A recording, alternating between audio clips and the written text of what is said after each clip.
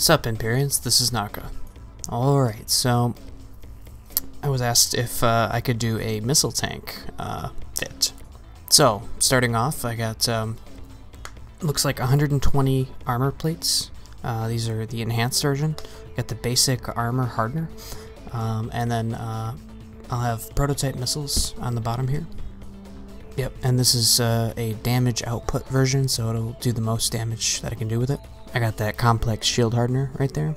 And moving up, I got the base. I have a basic damage mod for missiles, and then an enhanced damage mod for missiles also. Now this is not a really easy fit. You have to have pretty high skills in either your engineering or your shield and armor skills. As you can see, I have both of my PG and CPU taken up on that. Now this isn't a fit I'm exactly comfortable using every round. I don't know, I guess I rarely use it. It's very effective against armor. You can pretty much one volley and kill any tank, except for shields, of course. Now I do have this set up pretty similarly to my railgun fit. The reasoning behind the damage mods are that it's more or less a hit and run kind of fit. You just have the buffer health set up on it. As you saw there, I slunk back and basically went to go to reload. I mean, I ran into an ally, but I backed up to get ammo back. It's pretty quick. I mean, it's not as quick as I'd like it to be, but as far as persistence goes, it's pretty good.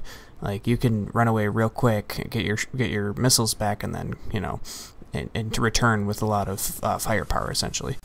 Now, when it comes to a lot of the fits that I have, there is a combination of shield and armor. What that gives me is the shield will give me a warning, and the armor will give me the sort of buffer that I need to survive. It's more of a single encounter fit. You know, once your stuff runs out, you want to run away and recover it.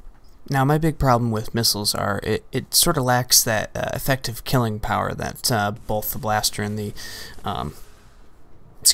railgun have, because when you have when you have an infantry that's, I think, literally in front of you, normally with a railgun you just shoot the ground near them. With missiles, even if you shoot the ground right on them, basically, it pretty much won't do any damage to them. I think that has something to do with the shields, because you do far less I guess splash damage with the missiles.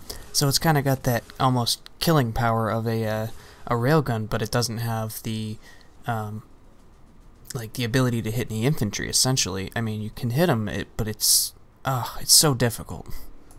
And if you couple that with the fact that you can't point down past a certain point with the turret, compared to the armor version of it, it kind of makes it really tough to hit anything close with it, since it's not really that far of a range weapon. It also suffers from an issue that goes on with the railgun, and it's sort of a lag that happens when you shoot.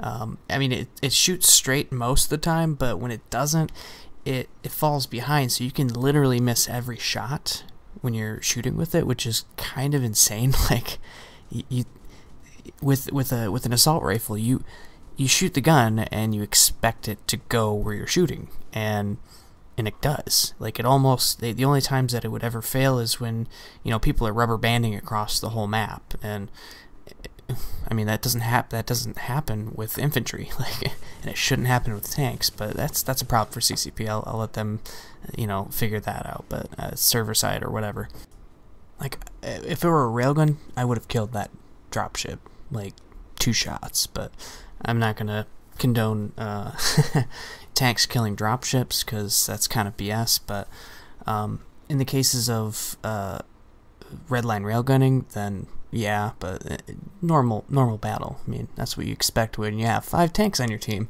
Yay. Yeah, please don't redline railgun tank. That's the one thing that I think is the most broken part of the game, is the redline. So yeah, if you're hearing me, please don't redline railgun tank. Alright, so my rant is over. I'm gonna actually combine the tactics into this video too. You know, normally, unlike the other video that I did, or the last 2 videos, because the tactics are pretty similar. in terms of like how you move and all that, but there's some key differences. Alright, so the first difference that you'll have is that your clip is pretty limited. You know, it takes a while for you to reload. So when you're going in for a fight, where normally a railgun shield tank would be able to basically two-shot you, and if you had your hardeners off, if you had your hardeners on, they probably got like 4 shots on you. So when you, if you're going up against a shield tank with this, you pretty much, if he's got his hardeners on, don't try and engage him. Just kind of find your way around him, or you know, try and get some cover to like try and make him waste ammo or overheat or something like that. And then, you know, while basically you're shooting back at him, really it's more ninja than the other fits for sure. So it's a good idea to not try and do solo with this tank. You want to have people backing you up, to either a railgun or a blaster, because once the shields are done, once like you take out a tank's shields, it basically flies through the armor. Like you know, you're almost making a rounded kind of opposition. So when you have your allies take out the shields, you have the opportunity to get the kill essentially. But yeah, just like the other videos, definitely keep moving. Like that's probably the most important tactic when it comes to tanking.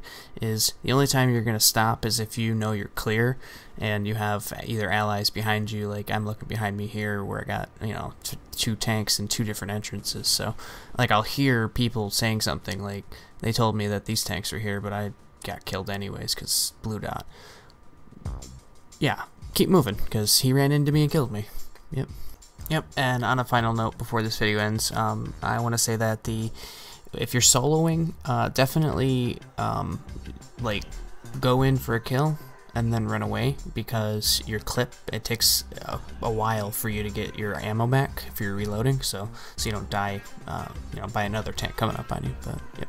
If you got any comments or questions or suggestions, leave them in the comments below or on the forums when I post them. Like and subscribe to this video, it helps me out. My in-game character is Nakaya Indigene, and I'll see you guys in the game. Later. Peace.